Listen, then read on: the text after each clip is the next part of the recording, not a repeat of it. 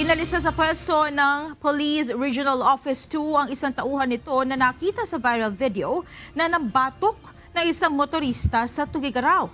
Ayon kay Philippine National Police Public Information Office Chief Brigadier General Randolph Tuanyo, bukod sa police ay inalis na rin sa pwesto ang immediate supervisor nito. Batay sa ulat, tumakas sa motorista sa kinasasangkutan nitong aksidente, ngunit nang maghabulan ay naabutan ng mga pulis nang ito'y maaksidente. Ayon sa mga otoridad, nasa ilalim ng impluwensya ng alak at may dala ring kutsilyo ang suspect.